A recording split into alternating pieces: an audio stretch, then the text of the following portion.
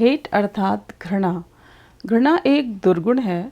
घृणा के कारण ही आज युद्ध हो रहे हैं, एक दूसरे के लिए द्वेष की भावना आ रही है और जिसके कारण इंसान आज गलत कर्म तक कर देते हैं। योग दर्शन के अनुसार घृणा को प्रेम के द्वारा समाप्त किया जा सकता है। स्वयं में आध्यात्मिक प्रकाश को जलाकर हम घृणा को समाप्त कर सकते हैं। हमारे संत महात्मा ऋषि मुनि सभी व्यक्तियों में ईश्वर का ही दर्शन करते थे। सभी को ईश्वर का ही अंश जानकर उनके साथ स्नेह का व्यवहार करते थे, क्योंकि उन्हें पता था कि घृणा का भाव रखकर वो एक तरीके से अपने मन को दूषित बनाकर ईश्वर का ही अपकार कर रहे हैं। कहते हैं गलती करने वाले से नहीं बल्कि गलती से घृणा करें, दोष दुर्गुण से घृणा करें।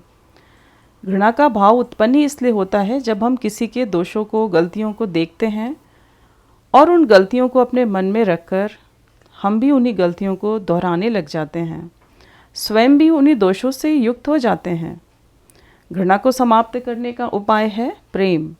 निष्कपट बनने के लिए, अपने जीवन को सुंदर बनाने के लिए हमें कुछ न कुछ बलिदान जरूर करना चाहिए। बलिदान अर्थात अपने मन में जो हमें नहीं चाहिए उसको हटा देना है, उसको समाप्त कर देना है, अपनी बुराइयों को देखकर उनको निकाल देना है। ऐसा करने से जीवन में शुभ गुणों का विकास होगा जो हमें ही सुखों से भर देगा। वैसे तो अपने विरोधियों से प्रेम करना सरल नहीं है, लेकिन नामुमकिन भी नहीं है।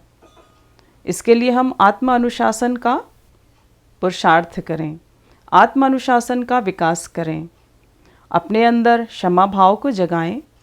यदि गलती करने वालों के लिए प्रेम के भाव को ना भी जगा पाएं तो घृणा ना करें, क्योंकि घृणा करने से हम कलयुग को शक्ति दे रहे होते हैं, अपनी ही दुख अशांति को शक्ति दे रहे होते हैं। हर कर्म का फल मिलना निश्चित है, इसलिए हम अपने प्रति गलती करने वालों को उनकी गलतियों के लिए क्षमा करें और फल को ईश्वर पर छोड़ दें। खुद को प्रेम के सागर ईश्वर की संतान जानें और उन व्यक्तियों की तरफ हम अपनी दृष्टि करें जो हमें प्रेम देते हैं, जो हमें सम्मान देते हैं। जो नहीं है उसको देखने की बजाय हम वो देखें जो हमारे पास है और खुश रहें, प्रेम से भरपूर रहें।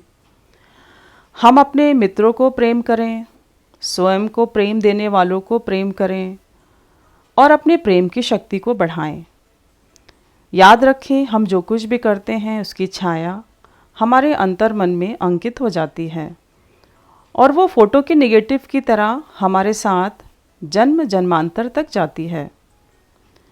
अपने साथ इस जन्म में भी और दूसरे जन्मों में भी हम अपने साथ प्रेम को ही ले जाएं, ताकि हमारे सभी जन्म इस प्रेम की शक्ति से सदा सुखी बने।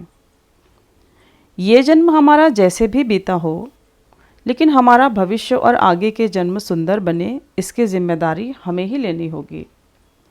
जब मन में द्वेष या घृणा का भाव जगे तो हम उन विचारों को साक्षी होकर के मात्र देखें और निरीक्षण करें, उसमें अपने को लिप्त ना होने दें, उनमें रुचि ना लें। जब हम उनमें लिप्त होने लगते हैं तभी वो विचार हमारे लिए परेशानी खड़ी कर देते हैं। हम विचारों को मात्र देखें, उनके प्रति उदासीन बने रहें। जैसे रास्ते पर कोई जानवर जा रहा है और हम उसको छेड़े बिना सिर्फ देखते रहें, तो ना तो वो हमें परेशान करेगा और ना हम ही परेशान होंगे।